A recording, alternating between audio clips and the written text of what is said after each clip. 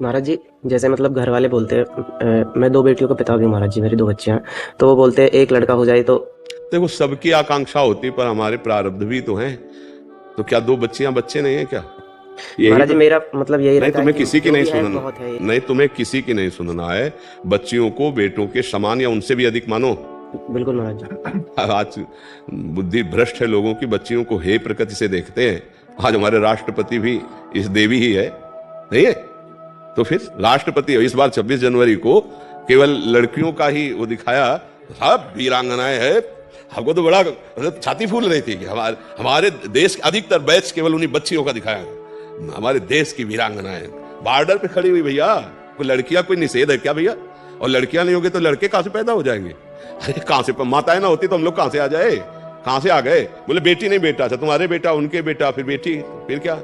बेटी क्या समझते हो? दैवी शक्ति है। इसके बिना जीवन, बहुत बढ़िया घर बना हो, बहुत बढ़िया सारी व्यवस्था हो, वहां पर अब खरबपति हो और किसी माता बहन का वहां अस्तित्व ना हो, फिर देखो ऐसा लगेगा कि खंडहर सा दिखाई देगा, शून्य दिखाई।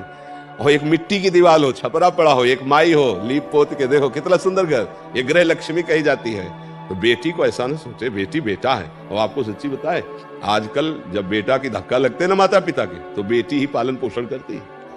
कई ऐसे माता पिता को देखा गया जिनको बेटों ने घर से निकाल दिया और अपने बिटिया ने स्वीकार कर लिया।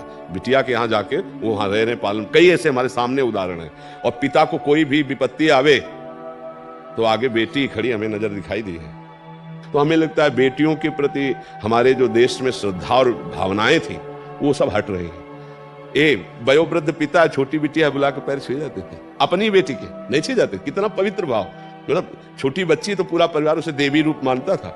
आज जो है समय बदल रहा है, तो बेटी को गलत भाव से देखा जा रहा है कि दहेज देना पड़ेगा, इतना इतना समस्याएं आएंगी। बेटी भगवान की देवी शक्ति है, ऐसे ऐसे नहीं। तो तुम्हें दो बेटियां प्राप्त है तो दो बढ़िया बेटे मिल गए, ऐसा भाव करो। अपनी संपत्ति को दोनों को दे देना और बढ़िया धूमधाम से जहां ब्याह करना, तो बढ़िया परिवार।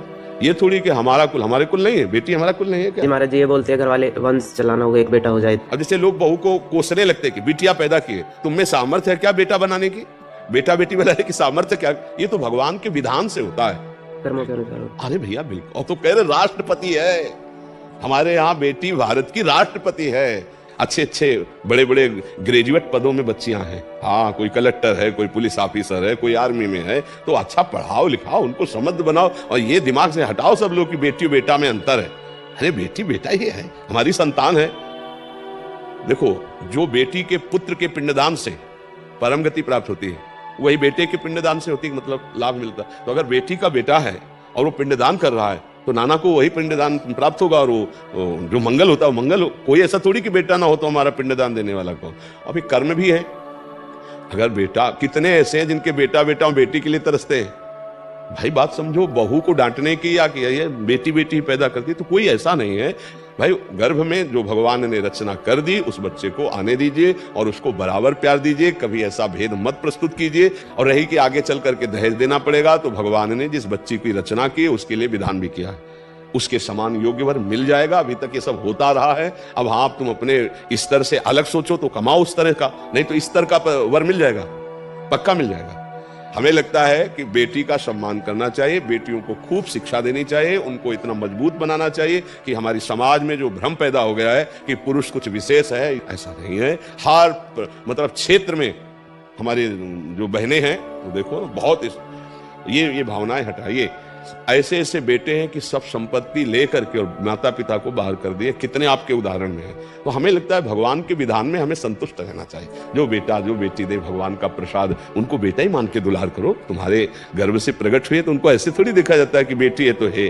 ये बहुत गलत बात। ये समाज में पीछे तो अब तो कानून बहुत दृढ़ हो गया कि आप ऐसा अगर अल्ट्रासाउंड करते पाए गए गर्भ का परीक्षण, लिंग परीक्षण, तो आप दंडनीय अपराध करते हैं। ऐसा नहीं तो पीछे का चेक करवाया फिर, तो ये बहुत बड़ी हानि है।